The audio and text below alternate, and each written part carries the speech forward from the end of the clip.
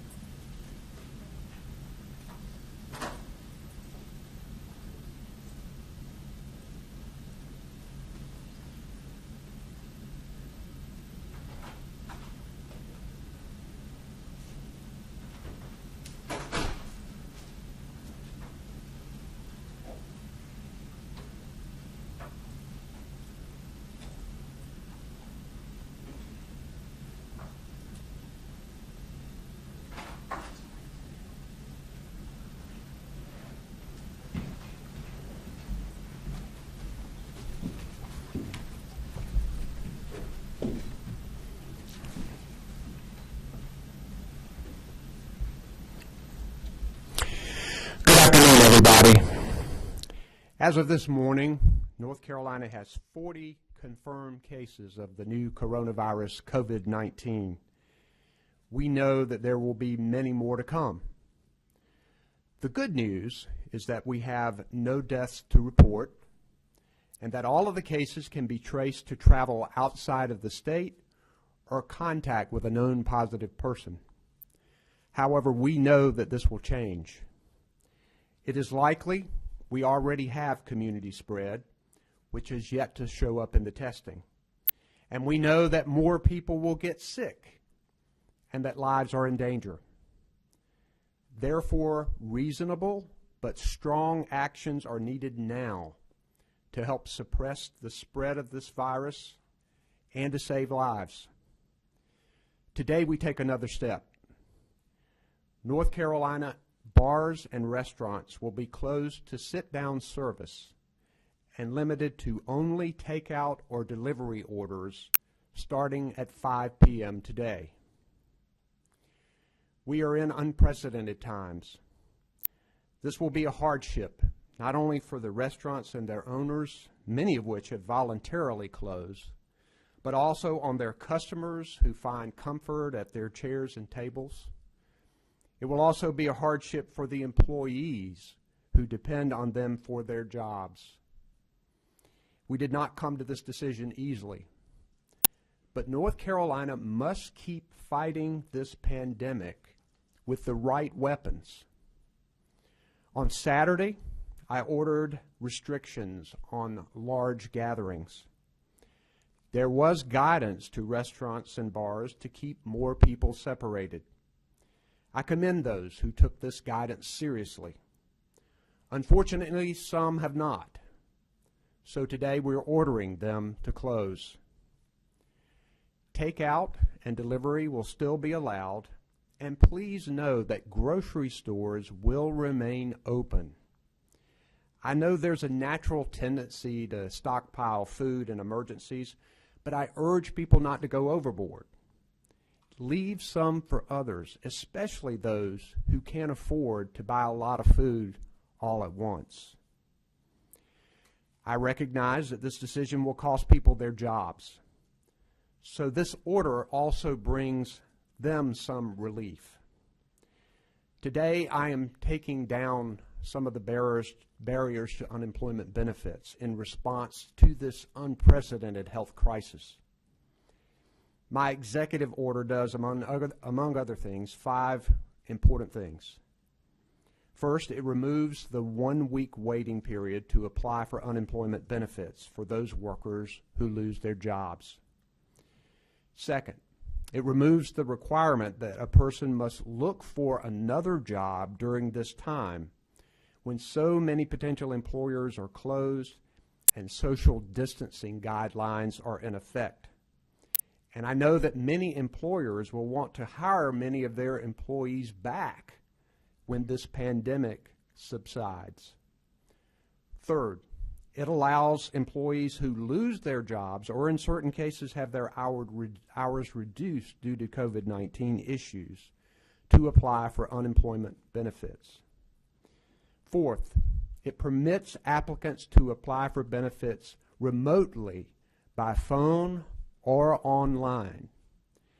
And finally, it directs that employers will not be held responsible for benefits paid as a direct result of COVID-19 claims. These changes are designed to lessen the hit on our economy and workers' wallets.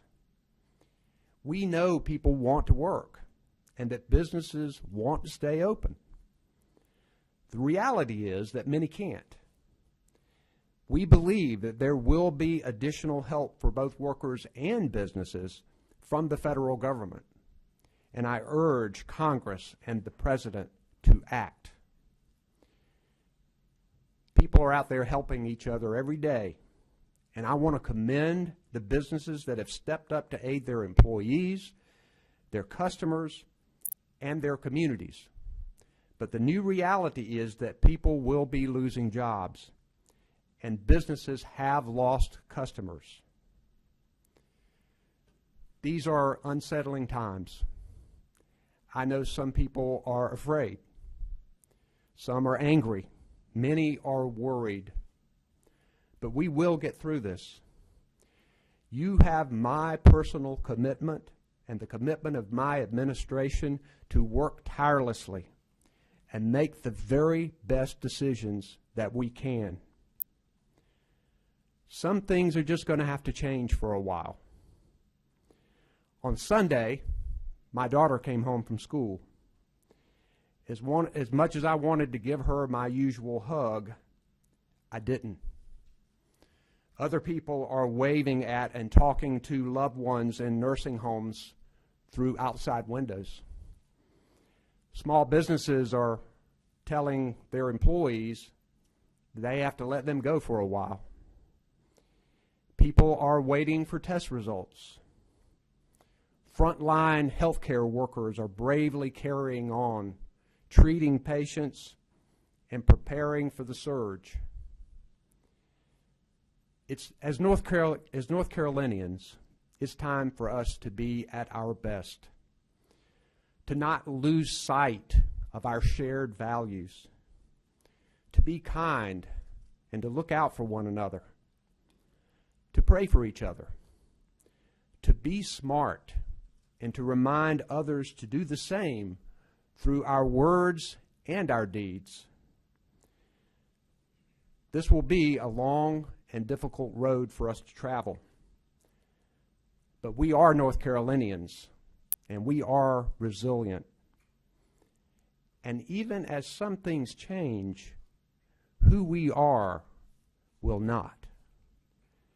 We will learn from this, and we will be better than we were before. I have on stage with me today the Secretary of the Department of Health and Human Services, Dr. Mandy Cohen, our Secretary of the Department of Public Safety, Eric Hooks, our Director of Emergency Management, Mike Sprayberry, and I'm now going to recognize Dr. Cohen for a few remarks, and then Secretary Hooks. Brian Tipton is our sign language interpreter for today. Dr. Cohen.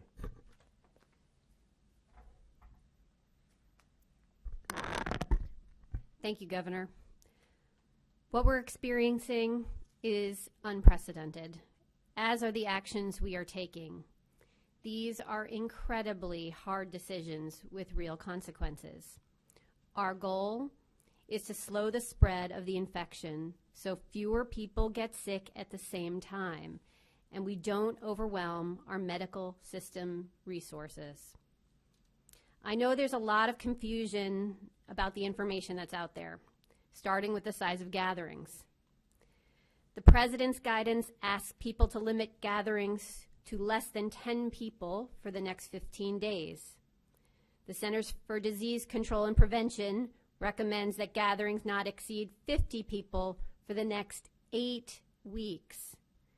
And for now, the executive order will stay at 100 people for what will be enforced by local law enforcement.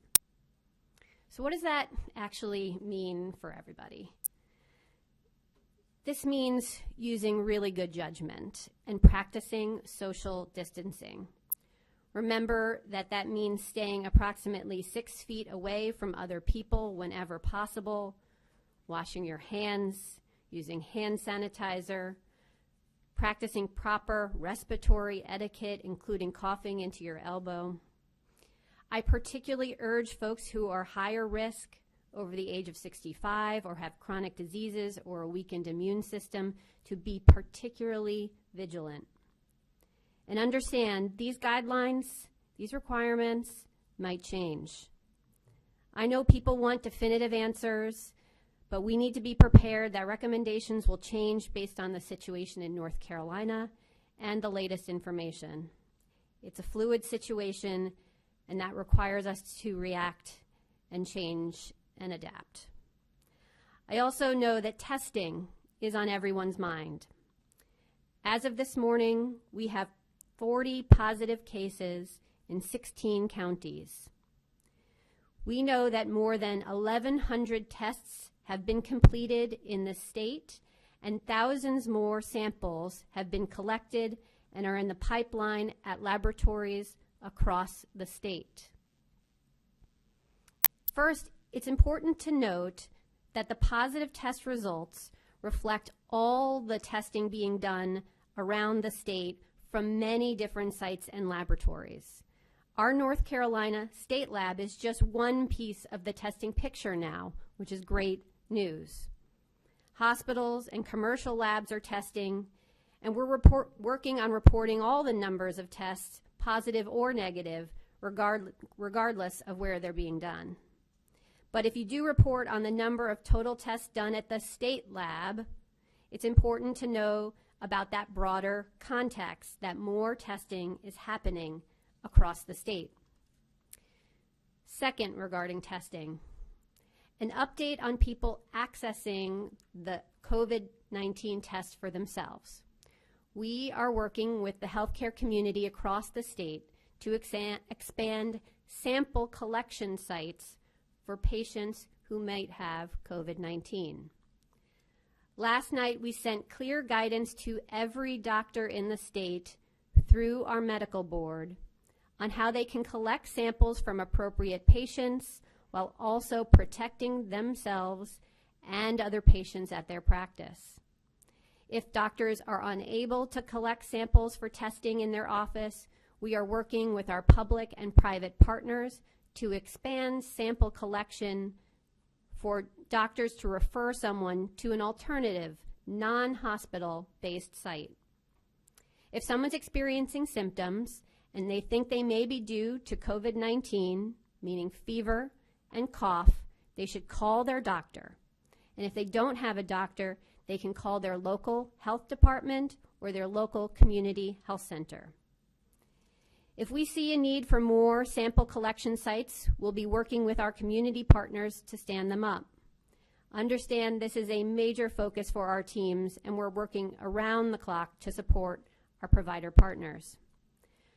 Ramping up testing is important for where we are right now.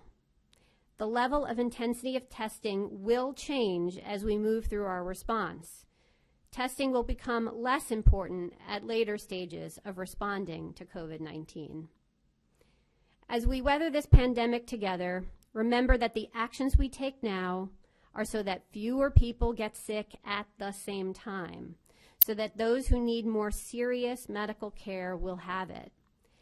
and a reminder that most people who get the virus will not need medical care.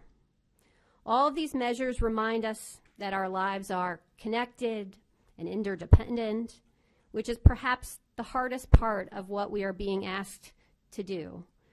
We need to take a step back, at least physically, from the many things that give us joy and support. All of this can take a toll on our mental health. So I want to remind people that support is available, and look for resources on our website at ncdhhs.gov/coronavirus. We have a responsibility to do all we can to help protect our loved ones and our neighbors who are older, who have underlying health conditions. Just as we act together, we will get through this together. Thank you, Governor Cooper, for your leadership. Thank you, Dr. Cohen, and now our Secretary of the Department of Public Safety, Eric Hooks. Thank you, Governor. I would say we're indeed fortunate in the state of North Carolina. We are not taking anything for granted, but under the strong leadership of the governor and our state emergency response team, partnering and taking the sound scientific and medical advice from Dr. Cohen, that our state emergency response preparedness is strong in North Carolina. We have come together to address this unique threat. We're actively engaged with all of our local emergency management partners and law enforcement throughout the state. Here at the EOC, under the strong leadership of Mike Sprayberry, our National Guard, as well as the Highway Patrol, they've been actively engaged in planning operations and future planning operations. And just as we have leaned upon one another, and that's not just here at the Emergency Management Operations Center, but all throughout North Carolina, we have faith in the people of North Carolina to come together as we face this threat as well. And this message is really for all communities. Please follow those public health safety advice that you've been getting from Dr. Cohen. Please only lean on trusted sites for information, such as the Department of Health and Human Services and the CDC. I cannot stress this enough. We'll continue to work together, and we look forward to North Carolina continuing to pull together as we address this threat. We'll now take questions for the three of us.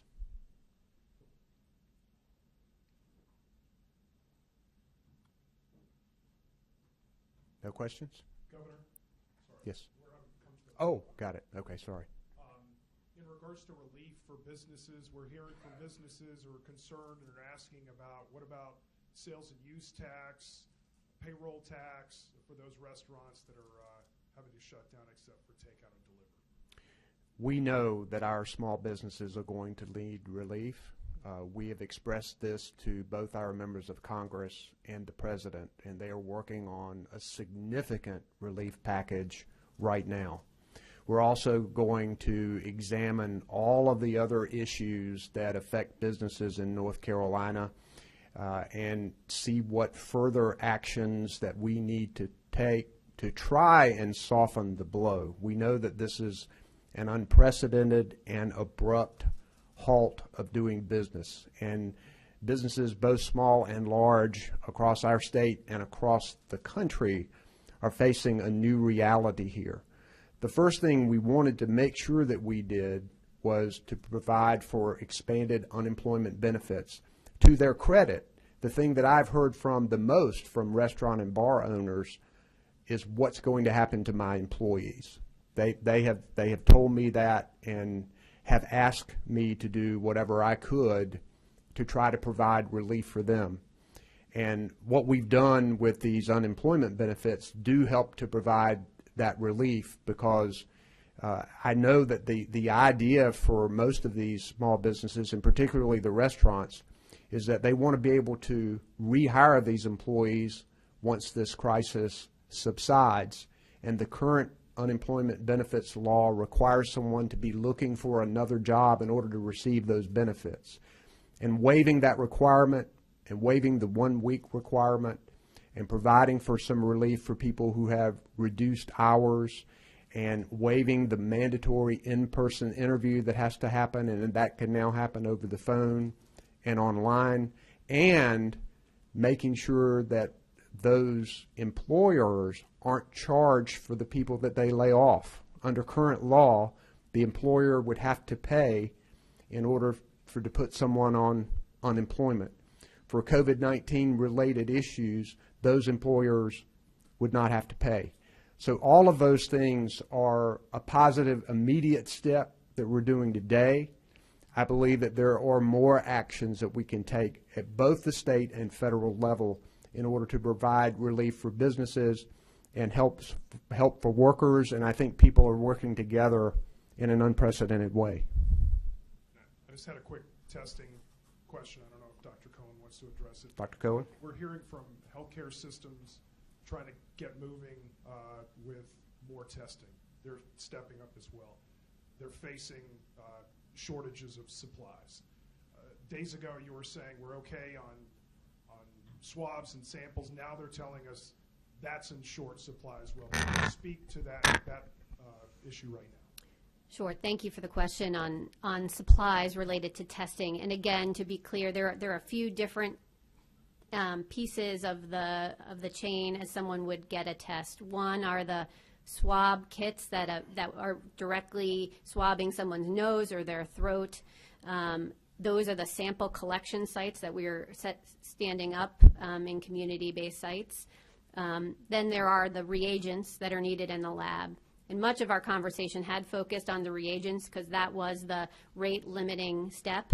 But we acknowledged that there were supply chain issues all along the way here. I will say that for North Carolina, I feel like we're in the best position that we can be. Doesn't mean I'm not concerned about supply chain issues, and that if folks are concerned about particularly the swabs, the hospitals and providers, to get in touch through their emergency management chain, through their local health department and up through the emergency management chain, and we'll make sure that folks can have resources. But what I would also say is we know that testing isn't going to happen everywhere in every medical site across our state. We know that we're going to need to consolidate to those, both to conserve our protective equipment, to make sure that we are using that in the most efficient way possible, and also to make sure that we are preserving our supply chain, which is exactly why our criteria still remains the same for folks to get a test, which is someone with a fever, cough, and is flu negative. We still want to be testing for flu so that we are doing as much as we can to maximize the supplies that we do have. But we are coordinating at the state level to make sure that folks have access to supplies. But supply chain is going to be, I think, a thing we are going to be keeping our eye on constantly, not just for testing, but for the personal protective equipment supplies as well. Thank you. Governor, this question. Wait, right over here. First. Oh, got it. Sorry. I didn't see that over there. Yeah. Governor, obviously we've talked a lot about restaurants and bars, and for good reason, but what about other businesses, retail stores, barber shops? Are there any limitations being planned for those types of stores right now? So we try to plan for every eventuality, and we're going to take steps as we see that they are necessary for North Carolina. One thing that we want to continue to emphasize is that grocery stores and pharmacies will remain open. We're going to continue to look at the evidence, the medical evidence, the health care, to see whether businesses are abiding by the guidance that they have been given. We would rather people do this in a voluntary way and try to get us all working together on stopping the spread of this virus. But we will consistently and continually analyze all of the potentials that are out there, and we'll have to wait and see as we move forward. Just one follow-up question. We're getting calls into our own newsroom from managers of stores who say they're paying out of their own pocket for cleaning supplies at these retail stores and things like that. Any kind of relief possibly on the way for cleaning supplies for those types of businesses? I think we are looking for all kinds of relief to businesses and workers for this unprecedented economic situation here. And we know that a lot of that has to come from the federal government. As state government, we're going to use everything that we have, but we are bound by our balanced budget that we're required to have in North Carolina. We're going to use everything that we can to make sure we help people, but we also know that a very robust federal package is coming, and we want to make sure that our state response is coordinated with that federal package when it's finalized, so that we can have the necessary match money that we might need in certain situations, and so that we can also complement whatever the federal government does not do. We've done that effectively over the years. Unfortunately, we've experienced several hurricanes and other weather disasters in our state. We have one of the best emergency management teams in the country that knows we've been successful in working with the legislature to try and complement what the federal government is not doing. And we will be ready to do that. Yes. Governor, can you speak to the essential nature of the DMV? We understand that these offices are still open and operating, conducting driving tests, obviously creating a challenge when we're talking about social distancing. Right. And also, we have a question about daycares. You have ordered the closure of our K through 12 schools, but will you order daycares to be closed? And what's your recommendation on that today? The number one thing is we want all of our state employees to be safe, and all of our essential functions that are going on in state government, there is guidance being given to the employees, and our Human Resources Department is working closely to make sure that the public is still served, but that our employees are being protected. And that analysis is constantly going on with our Department of Motor Vehicles.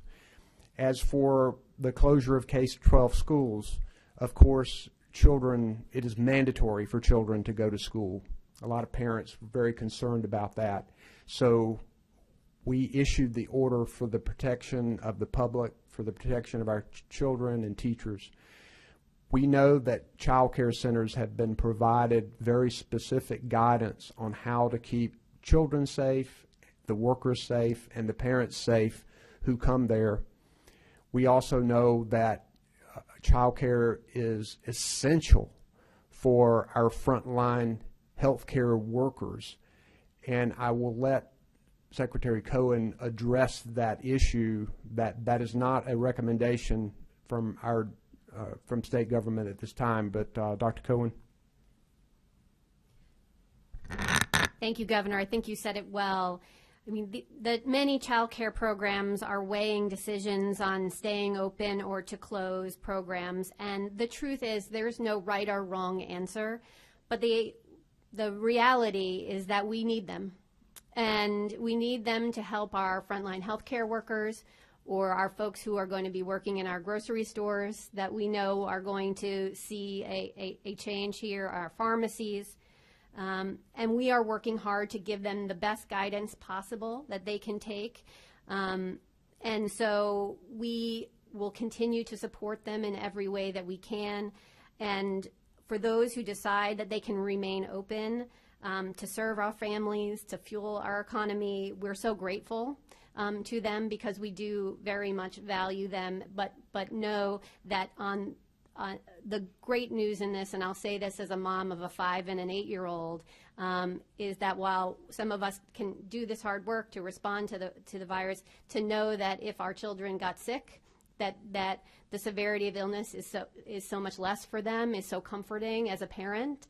I think we want to make sure that those on the front lines of our in our healthcare workforce have the opportunity to be at work and to focus on those patients that are going to need their care. And Dr. Cohen, while you're at the microphone, one question about the testing process.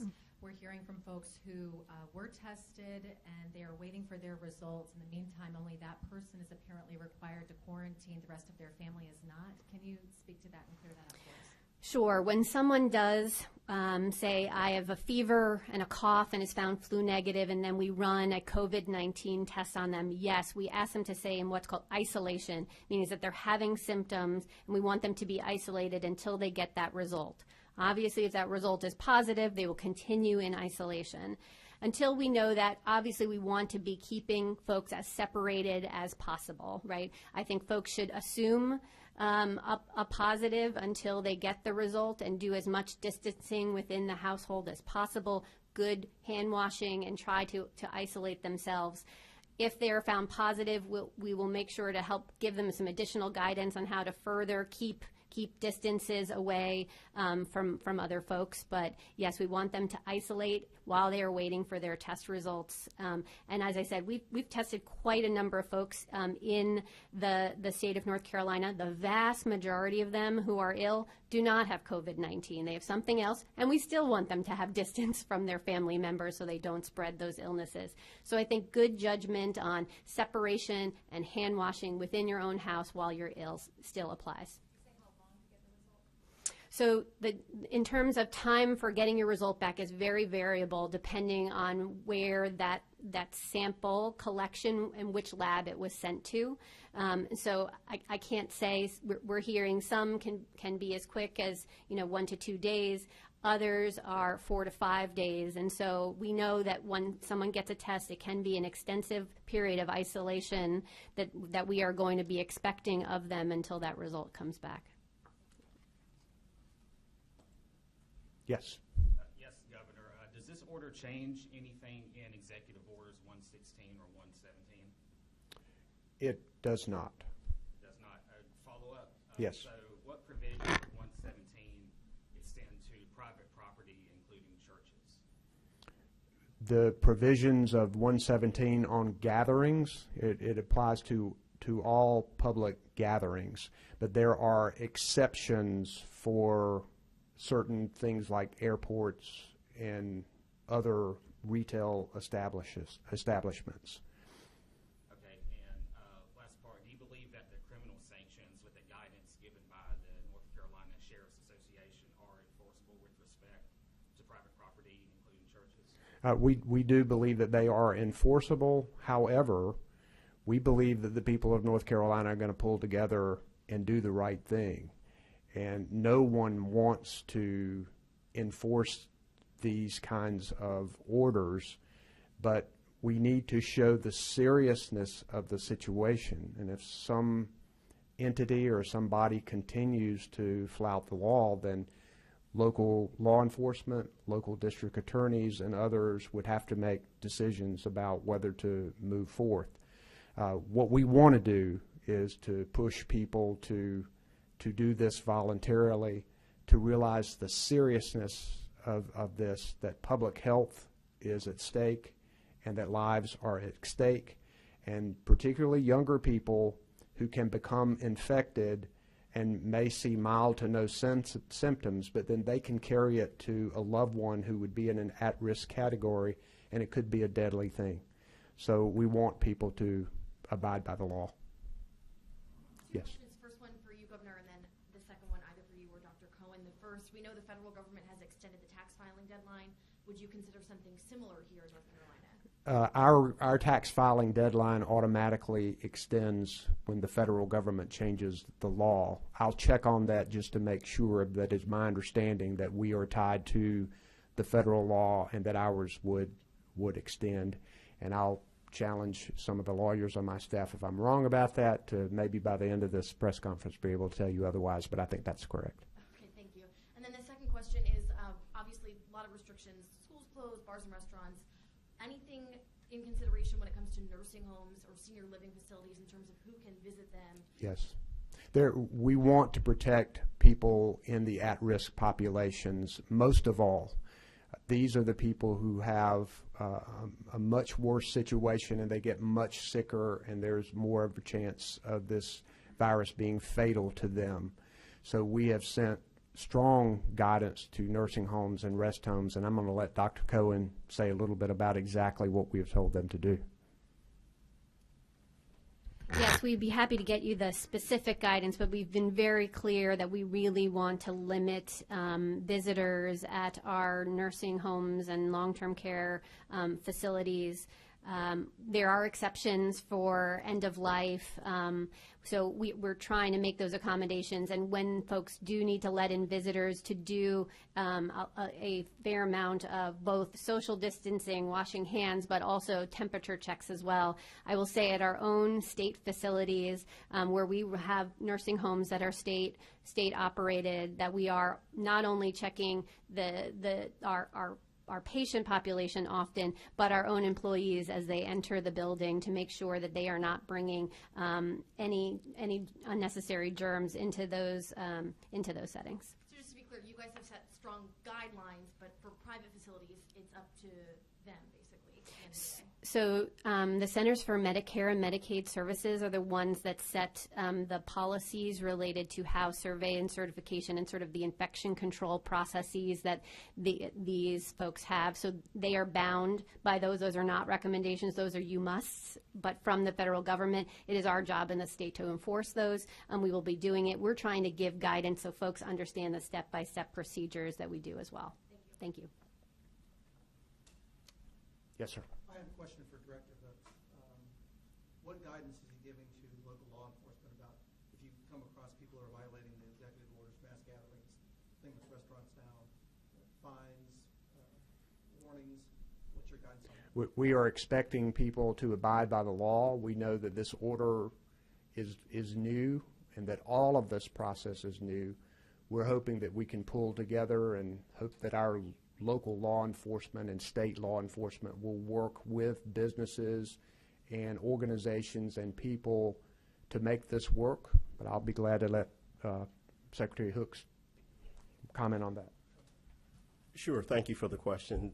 We are not providing specific legal guidance to them. We are sharing the information from the order and to our partners in law enforcement. There are always practical concerns that they may take up. They should get their guidance from their local district attorneys and their local legal counsel about enforcement actions, but we are well partnered with all 100 sheriffs and the multiple hundred police chiefs around the state, and we work in tandem. And again, as the governor said, we are seeking voluntary compliance, and we're asking all of North Carolina to pull together because it's not only a public health matter, it's a public safety matter, and they go hand in hand. Thank you. I had a quick question for Dr. Cullen. With so many cases, positive cases here in the Triangle, particularly Wake County, have any Triangle doctors tested positive or presumed positive yet? So I don't know the answer to that question. So our epidemiologists don't believe that they're sharing those kinds of details, mostly because we want to be sure we're protecting folks' privacy as we move through this, but we can see what information has been released from Wake County. Thank you. Thank you. Last question. This will be for Dr. Cohen. Yes, So, ma'am. reiterating on testing, the criteria are still fever, Cough. negative flu, lower respiratory. We have heard from some readers. We heard from one fella out in Cumberland County who tested positive, and he did not have fever, so he was delayed in testing. I mean, are we going to see more of that kind of thing? So what I would say with the clinical criteria, and we said this in our message to all doctors that we sent last night, I need doctors to use their clinical judgment, as I would when seeing a patient, to make these decisions. The criteria are guidelines to help us make sure that we are getting those that are most likely to test positive for COVID-19. Again, making sure we're keeping our worried well away. I understand there's a lot of worry out there, but we want folks who are more likely to have this to be the ones being seen by our medical professionals, getting the sample collected.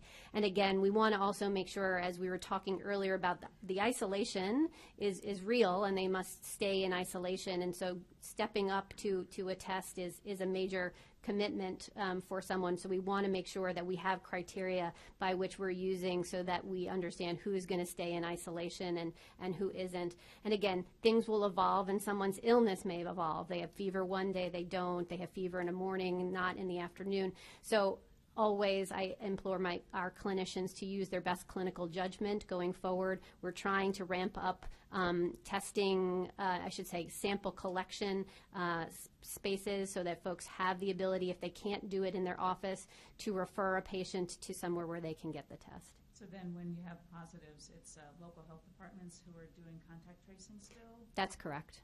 That's so, correct. And then looking forward, do we know what kind of capacity we have for ICU beds in the state? It's a great question, and that is the work that is underway to understand our capacity.